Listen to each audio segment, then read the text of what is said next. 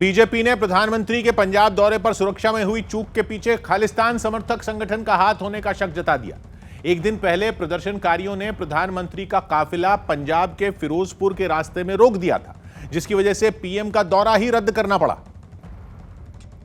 जिसके बाद शक जताया गया कि यह सोची समझी साजिश थी। बीजेपी ने इस पूरे मामले की क्रोनोलॉजी समझाने के लिए एक वीडियो तक जारी कर दिया और शक जताया कि प्रधानमंत्री का काफिला रोकने की साजिश खालिस्तान समर्थक संगठन की हो सकती है।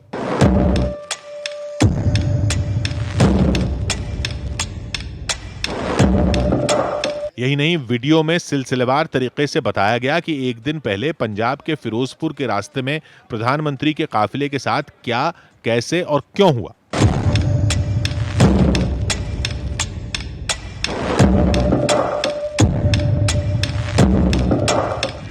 बीजेपी की ओर से जारी इस वीडियो में क्रोनोलॉजी तो समझाई ही गई, साथ ही कई सवाल भी पूछे गए, जैसे अगर प्रधानमंत्री आगे बढ़ते तो क्या होता, दंगे और खून खराबा। क्योंकि वीडियो के हिसाब से 4 जनवरी को ही प्रधानमंत्री का कार्यक्रम नहीं होने देने की धमकी दे दी गई थी।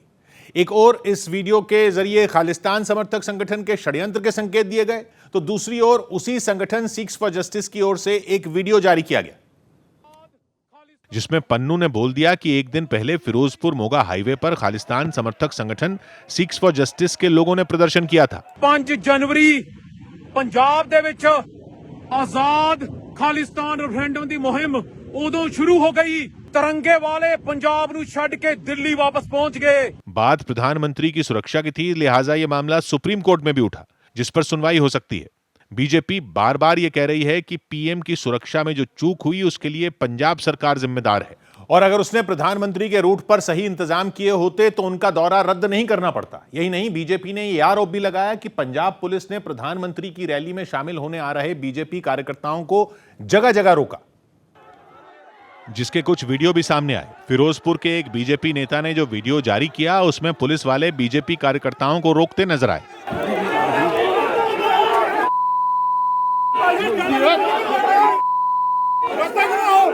यही नहीं, बीजेपी ने यह आरोप भी लगाया कि पंजाब पुलिस खुद किसानों को प्रधानमंत्री के काफिले के रास्ते में लाई थी। पुलिस वाले इनको लेके आए एस्कॉर्ट करके और इनको वहां ब्रिज के ऊपर बिठाया।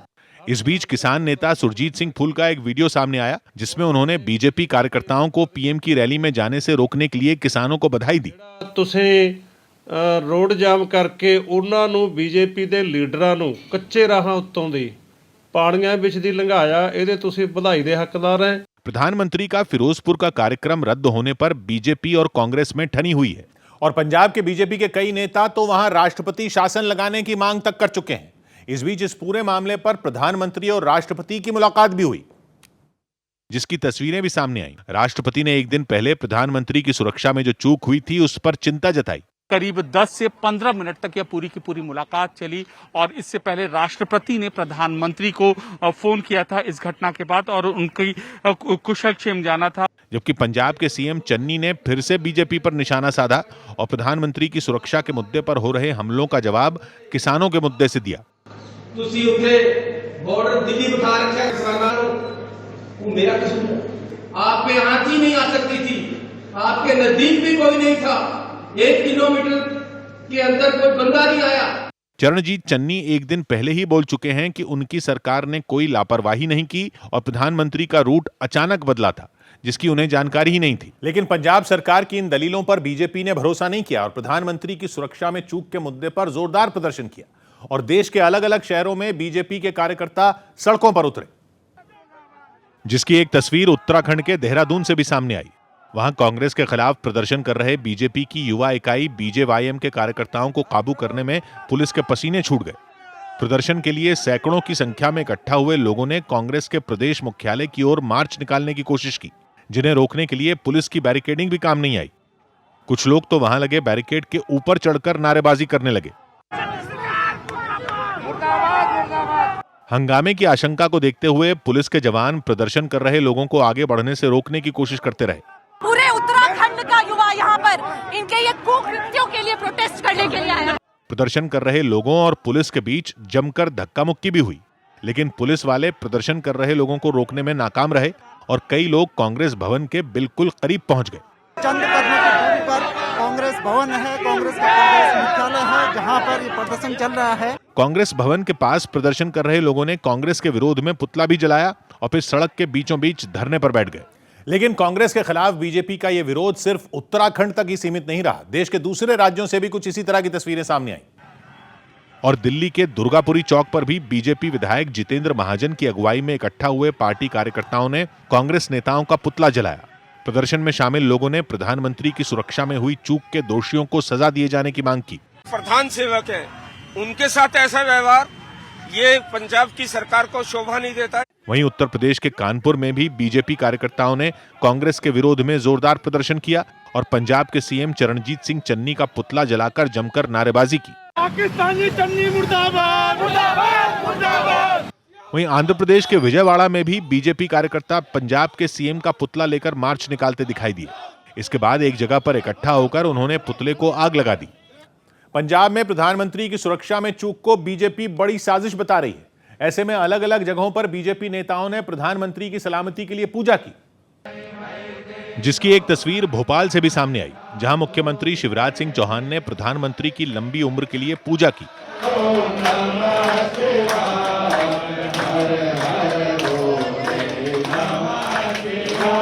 इस पूजा के लिए वहां प्रधानमंत्री की एक बड़ी तस्वीर भी लगाई गई।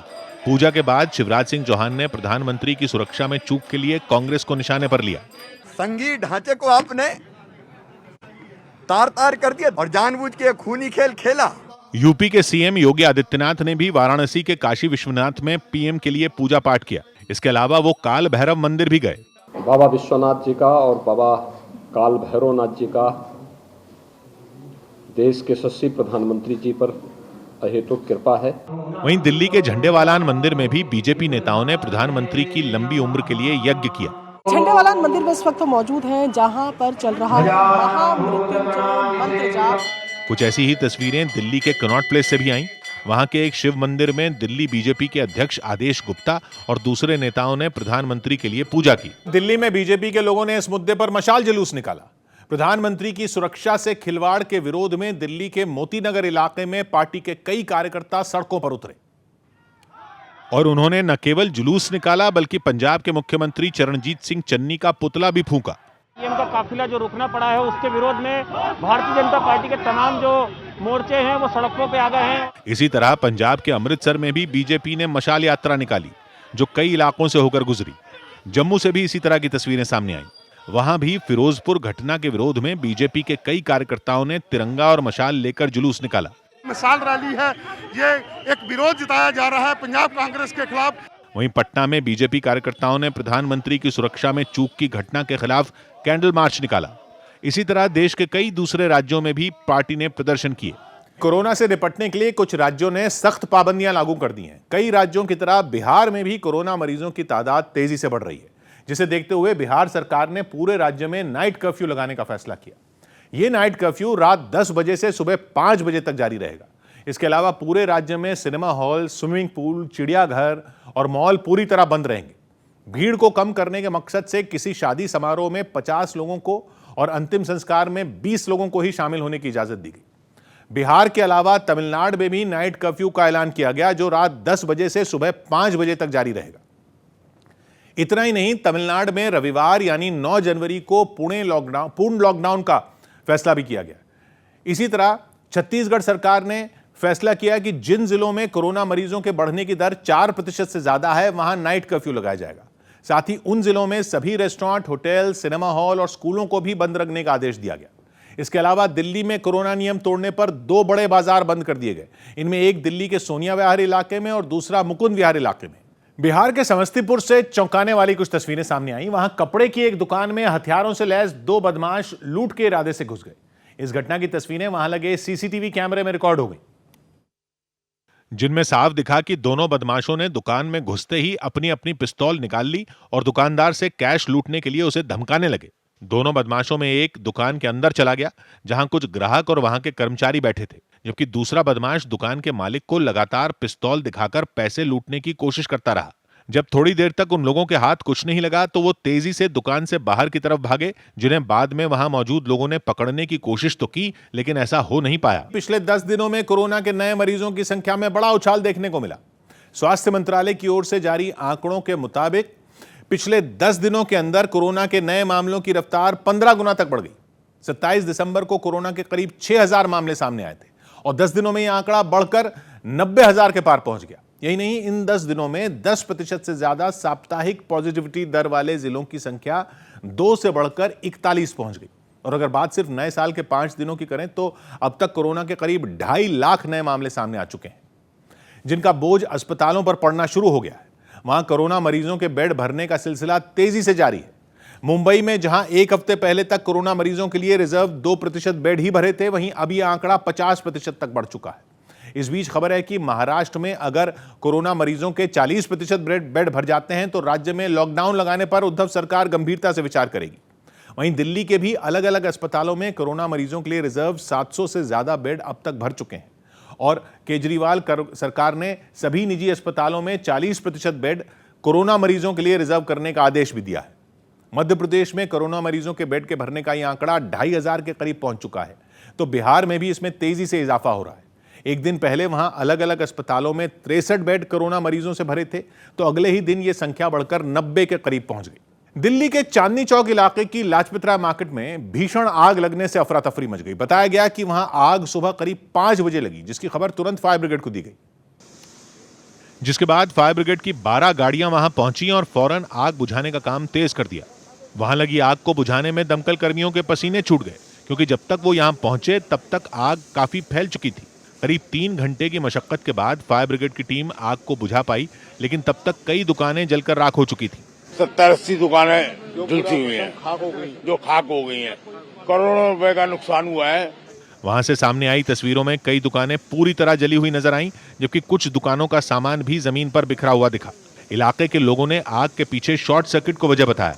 कोरोना पर शिकंजा कसने के लिए मध्य प्रदेश के जबलपुर में पुलिस ने नियम तोड़ने वालों पर सख्ती फिर बढ़ा दी। तेजी से बढ़ रहे कोरोना मरीजों की संख्या पर ब्रेक लगाने के लिए पुलिस प्रशासन ने रोको टोको अभियान को दोबारा शुरू कर दिया, जिसके तहत शहर के अलग अलग इलाकों में पुलिस वाले तैनात कर दिए गए और जो लोग उन्हें बिना मास्क के दिखे उनका उन्होंने चालान काटा। दोपहिया वाहन चालक बिना मास्क के घूम रहा है, उन्हें लगातार यहां पर रोकने की कार्रवाई की जा रही है। चाहे टू व्हीलर सवार हो या कार सवार, पुलिस वालों ने लापरवाही बरत रहे लोगों के चालान काटने में कोई कोताही नहीं बरती। वार्निंग दे रहे हैं और रसीद भी काट रहे हैं। जबलपुर में मास्क नहीं लगाने वालों का 100 रुपए का चालान काटा जा रहा है। इस बीच महाराष्ट्र सरकार ने कोरोना मरीजों की संख्या तेजी से बढ़ने पर जीनोम सीक्वेंसिंग टेस्ट ही बंद कर दिया, जिसके पीछे वहां के स्वास्थ्य मंत्री ने यह दलील दी कि राज्य में जितने कोरोना के मरीज हैं उनमें 55% ओमिक्रॉन के हैं और ओमिक्रॉन के इन मरीजों में लक्षण भी काफी कम है, जबकि ओमिक्रॉन का पता लगाने के लिए जो जीनोम सीक्वेंसिंग टेस्ट होता है उसकी रिपोर्ट आने में 5 से 7 दिन लग जाते हैं। इसलिए अब यह टेस्ट ही बंद कर दिया गया और जिस मरीज की जैसी तबीयत होगी उसी हिसाब से उसका इलाज किया जाएगा। राजस्थान के जैसलमेर से हैरान करने वाली तस्वीरें सामने आई। वहां गाड़ी चोरी के आरोपी की एक पुलिस वाले ने बेरहमी से पिटाई कर दी। बताया गया कि मुंबई से एक गाड़ी चुराकर कुछ लोगों ने उसे जैसलमेर में इस आरोपी को बेच दिया था, जिसकी खबर मिलते ही पुलिस उसकी तलाश में जुट गई और जैसे ही वो पुलिस के हाथ लगा, एक जवान ने उसे उल्टा लटकाकर बेल्ट से बुरी तरह पीट दिया, जिसका वीडियो सोशल मीडिया पर तेजी से वायरल हो गया। इस वीडियो में एक दूसरा पुलिस वाला भी दिखाई दिया, जिसने आरोपी के पैरों को कसकर पकड़ रखा था ताकि वो अपने बचाव में कुछ न कर सके। इतना ही नहीं, पुलिस वालों ने उसे जमीन पर बैठाकर भी खूब पीटा। इस दौरान वो लगातार उनसे रहम की गुहार लगाता दिखा, लेकिन जवानों पर उसका कोई असर नहीं हुआ। हालांकि जैसे ही ये वीडियो पुलिस के बड़े अधिकारियों तक पहुंचा, उन्होंने इस पर कार्रवाई करने में देर नहीं की। जांच एसपी साहब के निर्देशन में की जा रही है और उसमें जो हेड कांस्टेबल है उनको लाइन हाजिर कर दिया गया है। इस बीच पुलिस ने मुंबई से चुराई गई वो गाड़ी भी बरामद कर ली। देश के अंदर भी पिछले 10 दिनों में कोरोना के नए मरीजों की संख्या में बड़ा उछाल देखने को मिला। स्वास्थ्य मंत्रालय की ओर से जारी आंकड़ों के मुताबिक पिछले 10 दिनों के अंदर कोरोना के नए मामलों की रफ्तार 15 गुना तक बढ़ गई। 27 दिसंबर को कोरोना के करीब 6000 मामले सामने आए थे और 10 दिनों में यह आंकड़ा बढ़कर 90,000 के पार पहुंच गया। यही नहीं, इन 10 दिनों में 10% से ज्यादा साप्ताहिक पॉजिटिविटी दर वाले जिलों की संख्या 2 से बढ़कर 41 पहुंच गई। और अगर बात सिर्फ नए साल के 5 दिनों की करें तो अब तक कोरोना के करीब 2.5 लाख नए मामले सामने आ चुके हैं।